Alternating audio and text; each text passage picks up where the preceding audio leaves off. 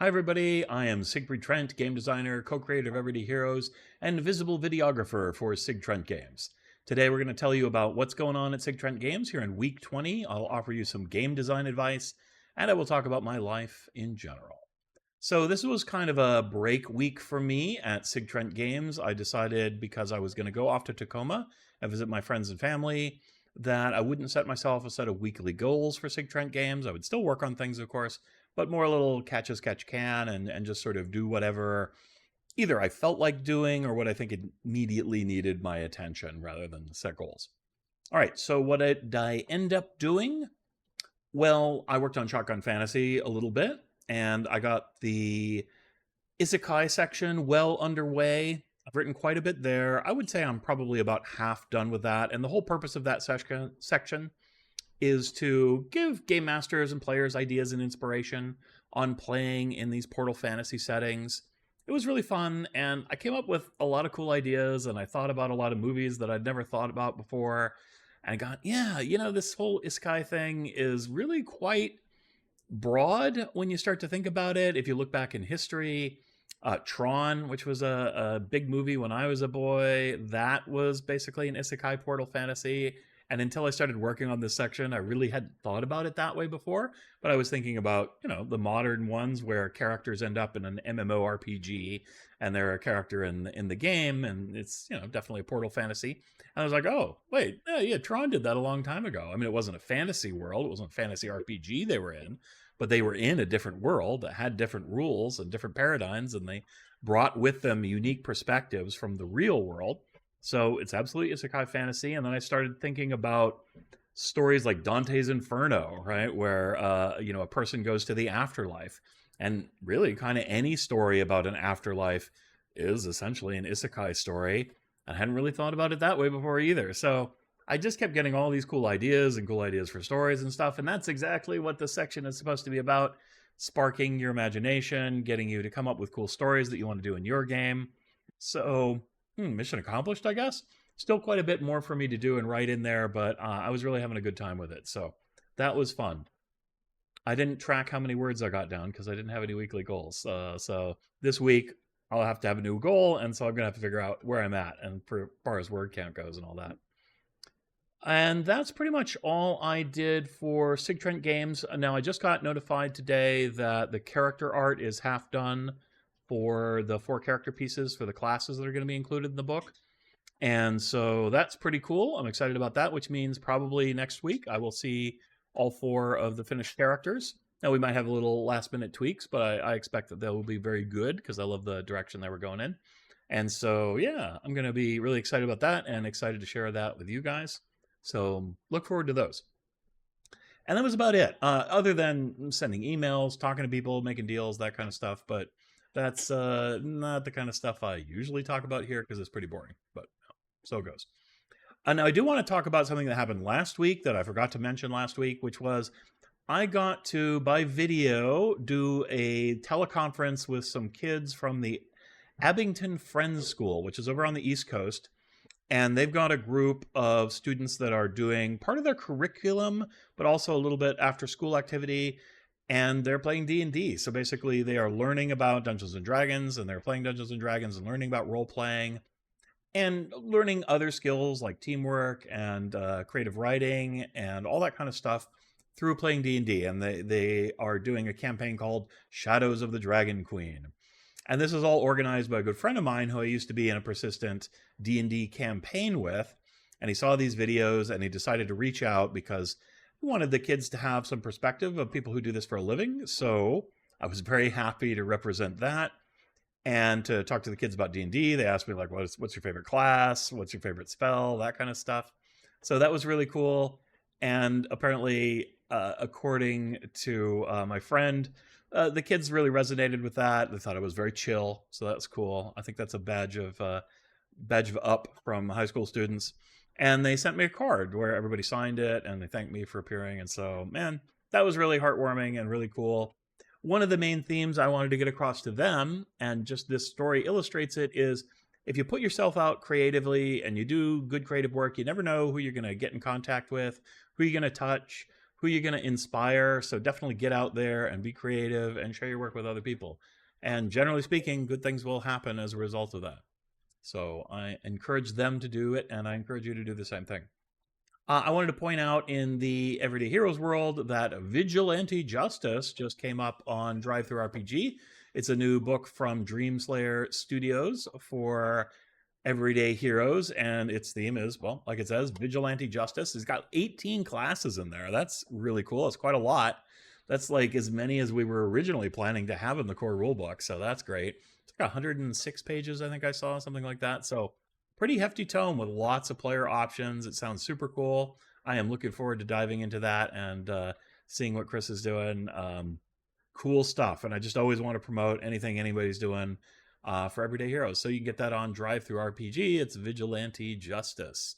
All right. What else is going on? I was asked if I will be kickstarting Shotgun Fantasy. And the answer is I don't know. I might be. I might not be. I'm weighing different options. Kickstarter and GameFound are great, and they become real staples of the RPG community in the way that people release books. They have some issues. Of course, if you're going to do those companies are going to take a cut. And I just want to say that's totally fair. They deserve a cut. Any online marketplace that's providing you with software tools and helping you reach a broad audience is going to earn their money for you, and in the sense that the money you will pay them will be returned to you through greater exposure and convenience of the platform and all that kind of stuff. Now, sometimes if there's technical problems, maybe you won't feel that way, right? But for the most part, never begrudge the money that they're going to make. However, doesn't mean it's always good to give them that money. If you don't need help reaching the intended audience for the project, then they're not as good a deal for you. And because I am pretty well in contact with most Everyday Heroes players in one way or another, and I can reach most of them without spending any money, and this product is very focused on people who play Everyday Heroes, though it may appeal to people who play Dungeons and Dragons and are interested in Everyday Heroes, and hopefully it'll appeal to people who are interested in Isekai play in general, because it does have some content-neutral content. Wait, content? Context-neutral content. There we go. It might be interested to them, but I don't think that's going to be a primary audience. I will get a lot of people like that. And maybe that'll be a second wave after the book is already published. If we want to go to print, then maybe reach out to those kinds of audiences. So it's not necessarily worth the extra money to me. Now, the convenience of it still might be. Kickstarters do generate some excitement around them.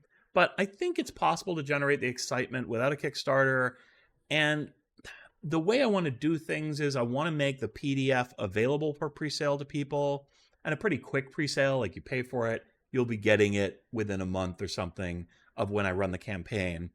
However, if you want a printed version, I know a lot of Everyday Hero players really want printed versions of things, then I'll use a crowdfunding methodology. I was thinking of it as kind of a book club, where you pledge your money for a printed version. Portion of that gives you the PDF and is guaranteed for me to keep because you're getting the PDF for it. And then the remainder goes into a dedicated fund that once enough book club members have pledged to get the printed book, I will be able to free and clear pay for the printing and the shipping to get everybody their books. Now I need to figure out exactly how much that's going to cost before I can ask people for money. Exact being not the correct term, but roughly how much it's going to cost so that I don't end up losing money on the prospect. Because I really want to print books for people. It'd be great, but I would hate to lose money doing it this early in the company's existence. So that would be a safe way for me because I am going to get paid for the creative work because the PDF portion is kind of guaranteed to me. But then nobody's on the hook for the published work until there's enough support to make it happen. And then if that doesn't happen within a certain period of time, we'll set a timeline on the book club. Then people can get their money refunded, and you're not out anything for that. I guess you didn't have it for a little while, but hopefully you can afford to kind of pledge that money, just like you would with a Kickstarter or something. So we'll see. That's the book club idea. I don't know if I'm going to do that either because it requires some infrastructure. I need to figure out if I can do that in a practical way. I could just do pre-sales and just have a pre-sale marketing campaign that'll help raise a little bit more money for more art for the book, that kind of thing. So kind of Kickstarter light. We'll see. But I know that like 75% of the people approximately who do the Kickstarters for Evil Genius games want printed books. And that's where most of the support is. And that means that would be more support for the art and everything else.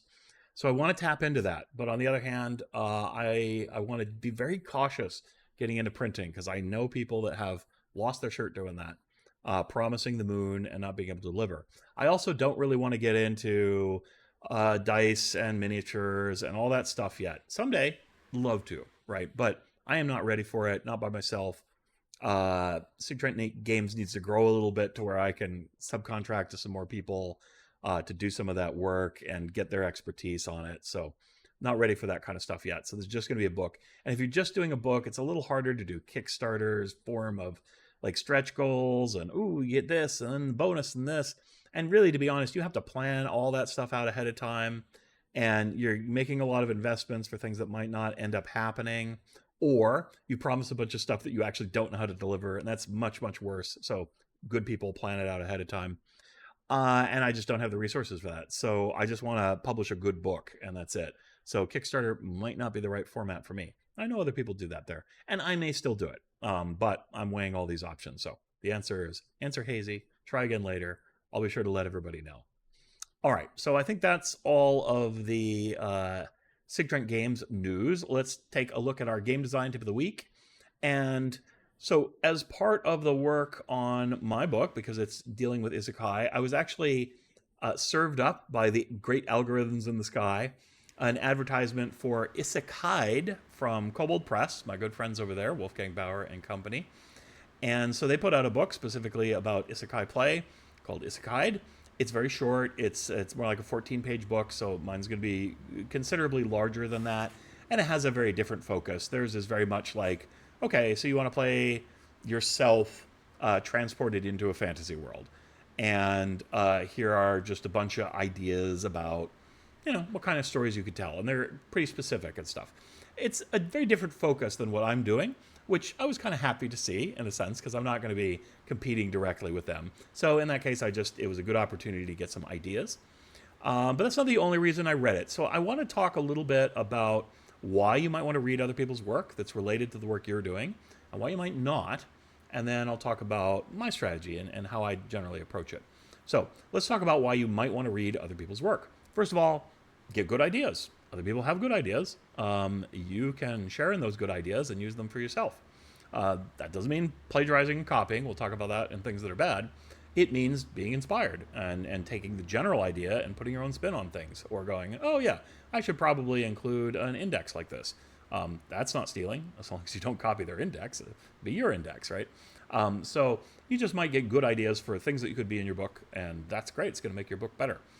Number two is more a marketing thing, understanding the competition.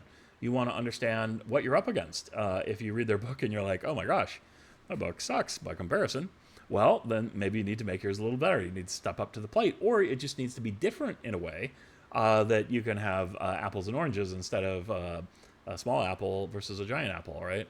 Or you can check out what they're offering for the price, and you go, well, I can do a better price comparison, or I can hit a different price market, that kind of thing. So from a marketing perspective, you're looking at their book to understand your competition.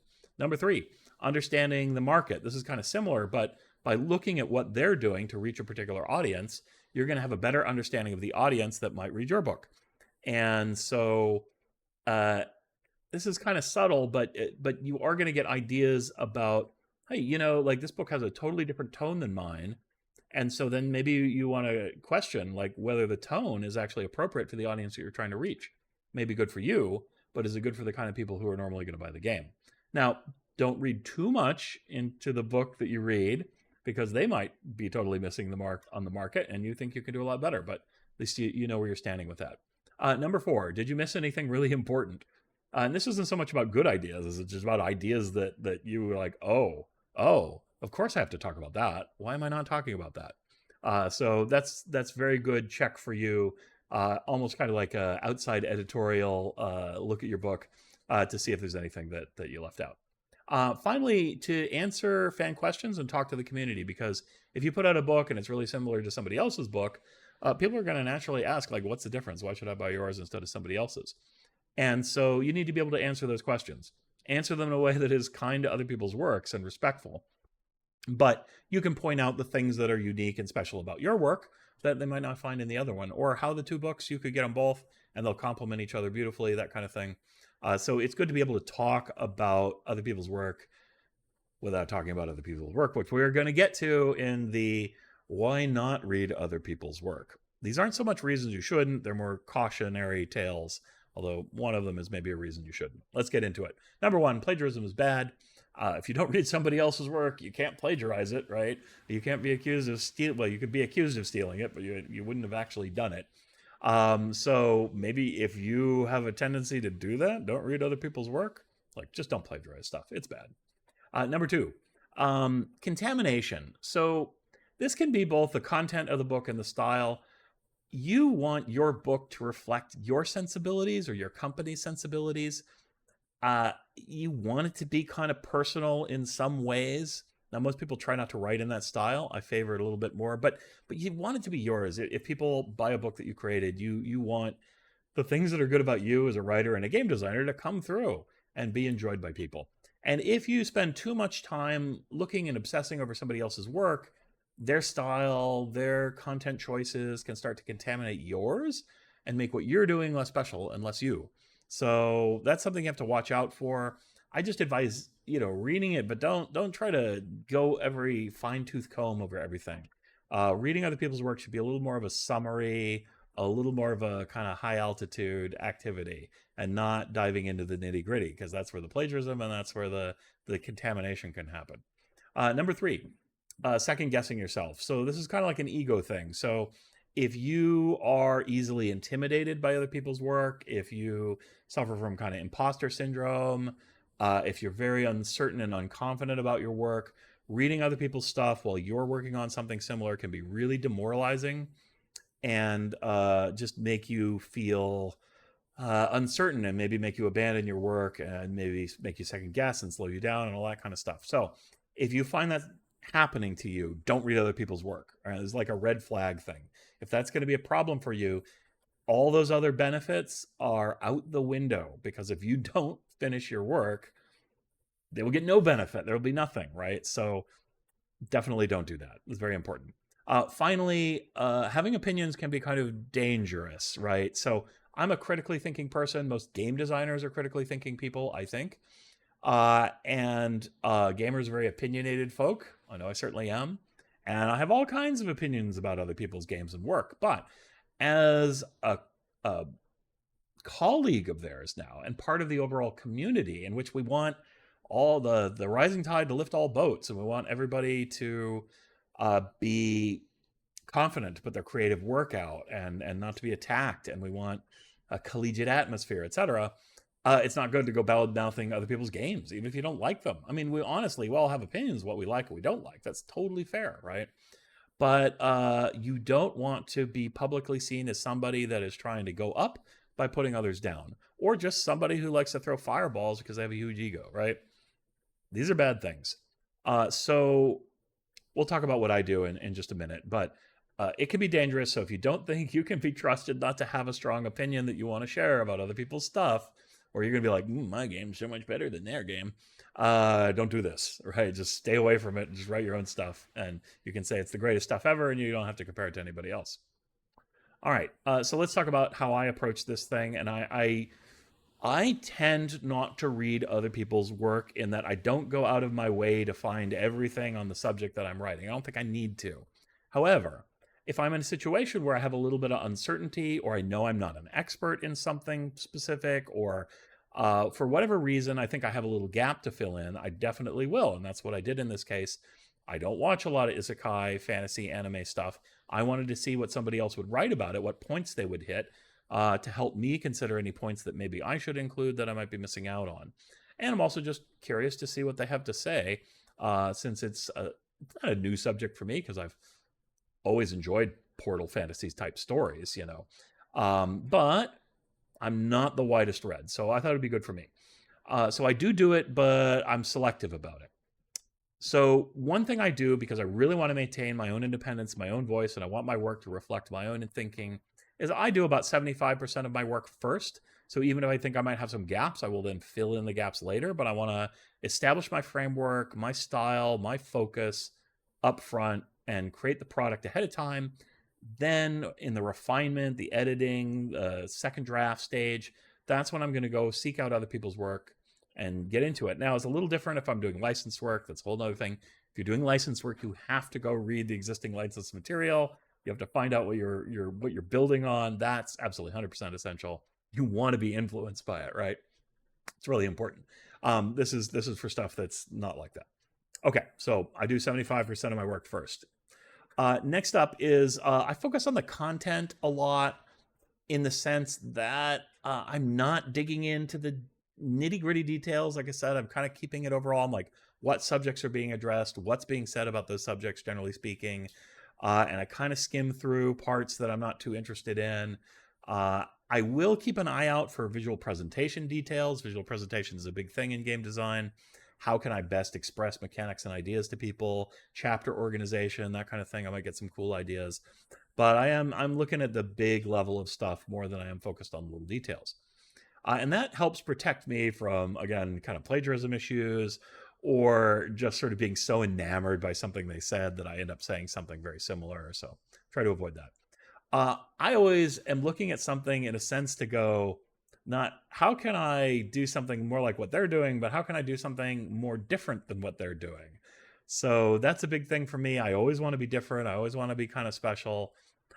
I know if I'm tackling the same topic, I'm going to run over the same areas. You have to.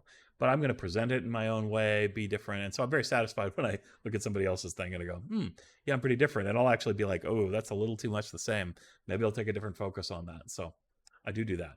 And I always want to try to be better. So I am going to look for flaws. I am going to look for problems that they have. And I'm going to try to make sure I don't have those same flaws and problems. So yeah, I do keep an eye out for that kind of thing. And maybe that just encourages me. I'm like, yeah, I'm doing a good job. My book is really cool. I got some things I think are better than theirs. That makes me really happy. The last one is I keep my opinions personal, which means two things, really. One, I don't go publicly talking bad about anybody else's game. I will publicly talk good about anybody else's game, right? If I really like it, I will definitely say. If I think just there's like one point I really like about it, I will definitely tell people about that. I may not go way out of my way to shout it from the rooftops, but any opportunity I get, I'm going to be like, yeah, I read that. It was cool. Or, oh, I really love the art in your book. It was awesome. It's worth the money, etc. And by the way, Isekai from Kobold Press, worth the money. It doesn't cost a lot. It's well written. It's well presented. So definitely check it out if you are so inclined. But save some money for Shotgun Fantasy, of course, if you're an Everyday Heroes fan. All right. Because I will try to make it better, right? One way or another. And the other way, which I mean, keep my opinions personal, is if I don't like something, I'm going to say, it's not to my taste. I didn't care for it. That doesn't mean it's bad. So whenever I'm going to give my opinion, they're not blanket opinions. They're my opinion. Okay. So that's how I approach the problem of reading other people's work.